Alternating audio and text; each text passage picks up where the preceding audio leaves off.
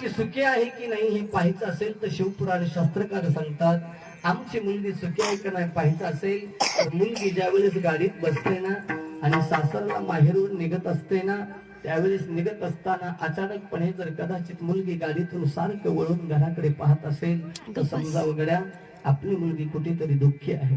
हा, पण मुलगी जर हसत हसत माय बापाला आजच्या काळात टाटा बाय बाय असंच म्हणतात ना, आमच्या घरी आम्ही वारकरी माणसं, राधे राधे रामकृष्ण हरी असं टाटा बाय बाय करत मुलगी जर गाडीत बसून सहज निघत असेल, आनंदात माय बापाकडे हसत हसत निघत असेल ना, तर त्या दिवशी त्या माय बापाला माहित असतं गड्या माझी मुलगी एकदम आनंदात आहे. परंतु सासरहून माहेर भेटण्यासाठी येत असताना अंतःकरणामध्ये तळमळ असते. माईला भेटण्याची, बापाला भेटण्याची तळमळ त्या मुलीला असते ना, तसं या भक्ताला सुद्धा तळमळ असते. कोणती? भक्ताला सुद्धा माझ्या माय आणि बापाचं दर्शन घेण्याची इच्छा होते. ते मायबाप कुठे आहेत? या संसारिक लोकांचं माहेर अनेक ठिकाणी असेल. एक वाक्य तुम्हाला मी अनेक वेळा सांगत असतो, एक वाक्य सांगून जातो तुम्हाला. संतांचं माहेर कोणतं आहे? संतांचं माहेर आहे पंढरपूर. गुरुवर्य मोतीराम महाराजांचं चरित्र कदाचित तुम्हाला माहित असेल नसेल, वेळ आहे पण एक 5 मिनिटं तुम्हाला 2 म्हणजे सांगून जाईल, लक्षात घ्या. मोतीराम महाराज म्हणजे या मराठवाड्याचं एक आराध्य दैवत म्हणायला हरकत नाही. का?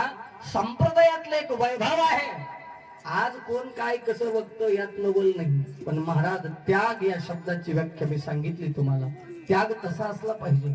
आमचा मरकट त्याग आहे का आठवण आली पाहिजे. त्याचं कारण शास्त्रकार सांगतात किंवा संत म्हणतात, त्यांच्याशिवाय मुलीच्या जीवनात संकट आल्यानंतर पहिला धावा कुणाचा घेते तर ती माय बापाचा घेते ना.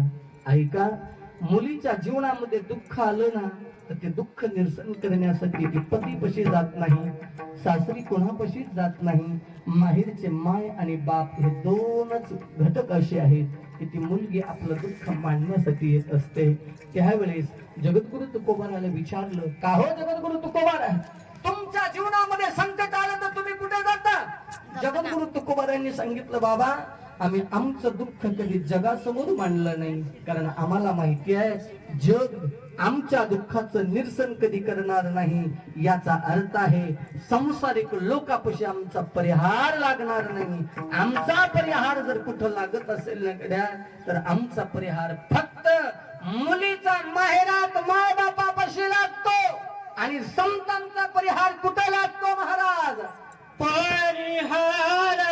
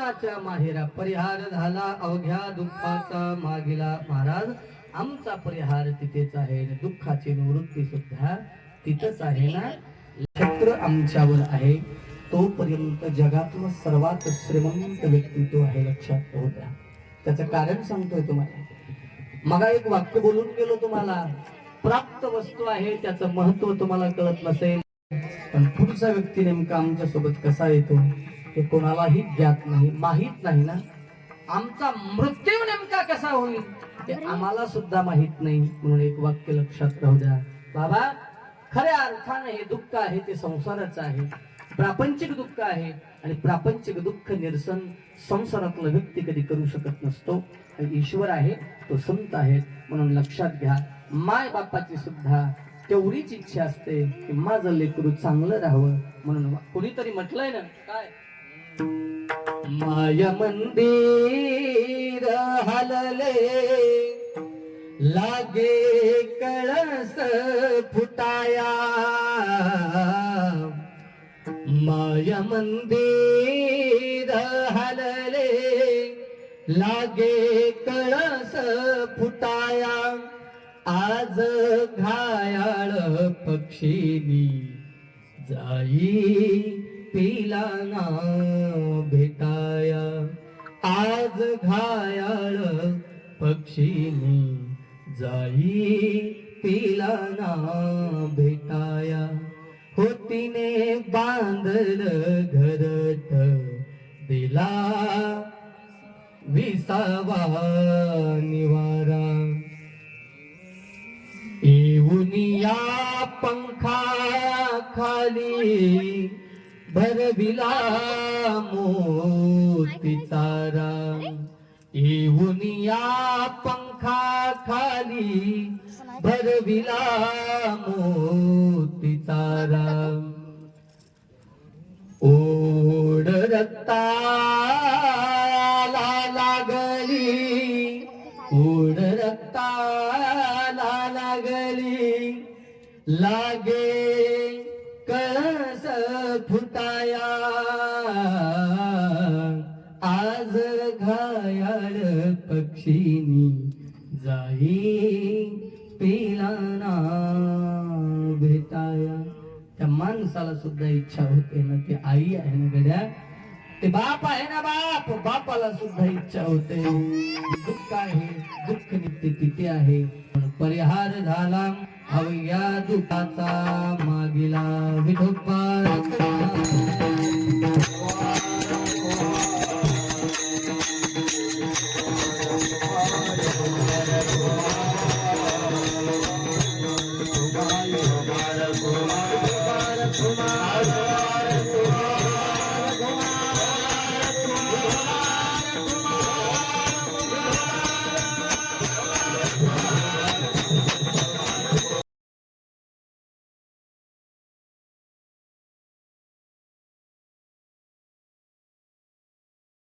बसलो तरी बरं वाटेल की एसीच्या कमऱ्यामध्ये गेल्यानंतर गर्मी मधल्या माणसाला अचानकपणे सावली भेटावी आणि शरीराला शीतलता भेटावी तसं देवाजवळ गेल्यानंतर मनाची शीतलता होते लक्षात राहू द्या संतांच्या जवळ गेल्यानंतर मनाची पवित्रता आणि शीतलता होते लक्षात राहू द्या शरीराचा दाह शांत करण्यासाठी गर्मी कमी करण्यासाठी आम्ही ज्यूस सेंटर मध्ये जातो की नाही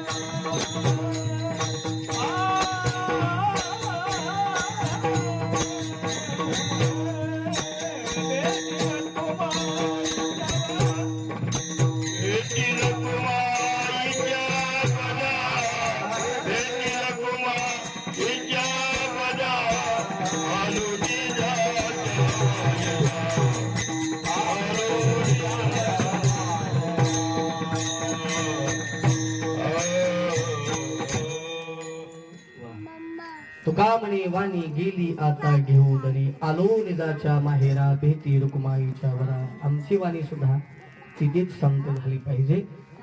परा पश्यंती मध्यमा वैखरी स्वरूपामध्ये वेळ झालेला आहे. त्या अर्थानं हे पुष्प आमचा अक्षय, पुन्हा हा शिंदे परिवार स्नेह आहे, इष्ट आहेत आणि जिथे विचारायची गरजच नसते. पण एक दुःख आहे, लक्षात राहू द्या. 3 बंधू, एक चंद्रकांत, सुरेशजी दादा आणि रमेशजी दादा, 3. पहिल्यांदा गोष्ट अशी असते की ज्यांच्यावरचं डोक्याचं आईवडिलांचे छत्र जावं आणि आईवडिलांचे छत्र गेल्यानंतर ज्यांच्यावर जिम्मेदारी म्हणून सर्व गोष्टी याव्या. पण तरी सुद्धा एक गोष्ट अनुभवतोय, माय बापासाठी तरी माणूस कधीच उतराय होऊ शकत नसतो, हा सिद्धांत. पण कधी कधी एक म्हणावंसं वाटतं, मुलगा जरी आज विधियुक्त स्वरूपामध्ये तरी सुद्धा मी म्हणेन श्रेष्ठत्व भावा. आज भावाला भाऊ म्हणायला तयार नाही. आज घरची माणसं घरच्या विचारायला ऐकतात. राम मंदिर झालं, या राम मंदिर होण्यासाठी सुद्धा कामावं लागेल. परंतु झालंय असं, त्या दिवशी कुठंतरी अंतःकरणात दुःख होतं. म्हणून एक वाक्य लक्षात घ्या की इथे एवढा अंतःकरणाचं प्रेम करणारा परिवार एकत्र येतो आणि हा परिवाराला सुद्धा पाहिल्यानंतर मी अनेक अमोल महाराज, छोटा परिवार की मोठा परिवार चांगला, मी म्हणत असतो जेवढा मोठा परिवार असेल ना त्याच्यात एकता असते. लक्षात घ्या, एका काठीला कोणीही तोडू शकतं, पण काठ्याच्या गठ्ठीला कोणीच तोडू शकत नाही. हा सिद्धांत आहे ना. म्हणून सांगत असतो, आम्हाला माणसं भेटली आहेत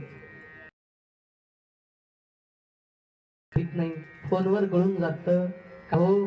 सकाळी अमोल महाराजांनी काल आमच्यात कीर्तन केलं, संध्याकाळी कळंबला कीर्तन करून जात होते, कथेलाच नाही गेले ना.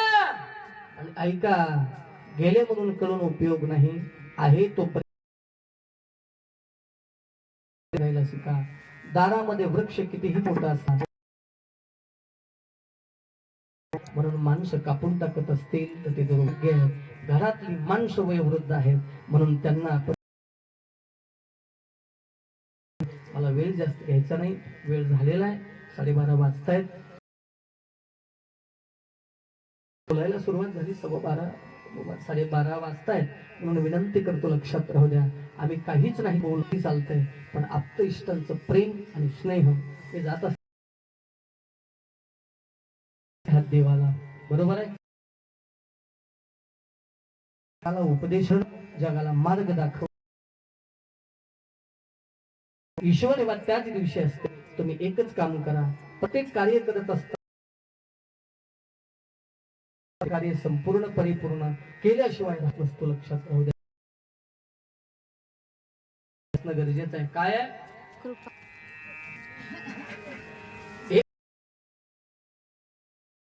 ते वाक्य काय असतं? माय बाप आपल्यासाठी काय करत? माझ्या बाळा, माझ्या बाळा मी रडत येणार, झोप येत नाही कुठे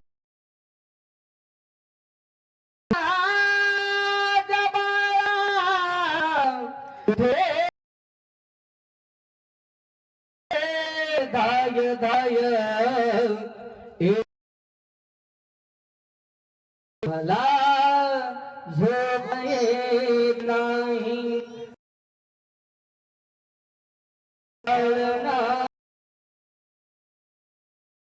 केलं ना बाबा. आणि आठवण कोणाची येते म्हणून लक्षात राहू द्या.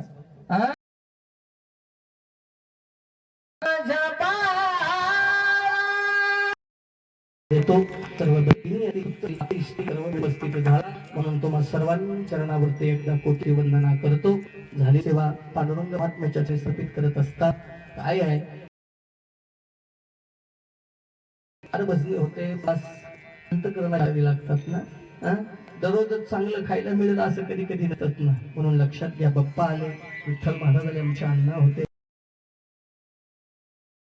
हे लक्षात घ्या का माणसाने मोठी व्हावं पण असं मोठं व्हावं लक्षात राहू द्या. कथा करतोय हा बसलेला, उद्या कथा आहे त्याची. आता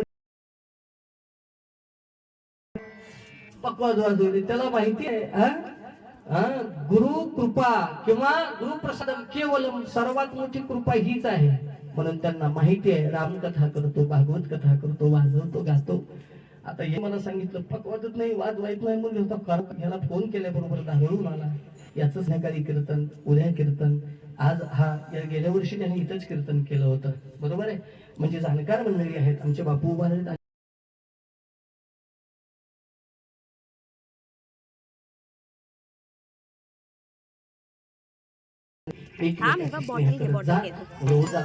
शुभेच्छा देतो आणि झालेली सेवा पांडुरंग परमात्म्याच्या चरणी सर्व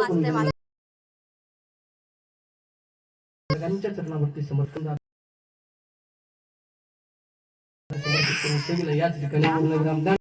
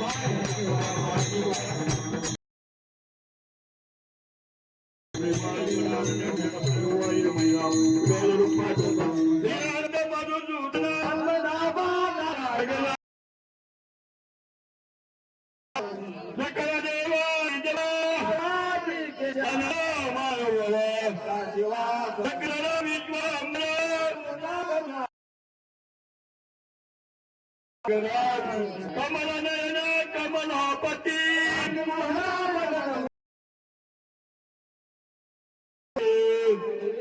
भगाए रघुनाथी रघुनाथ रंगना पुकारो टांगणी सकदारी देव कुंडली कलावी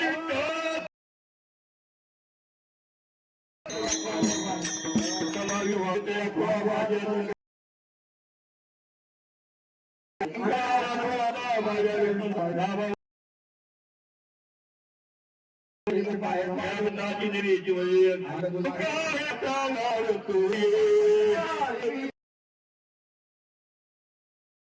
बाहेर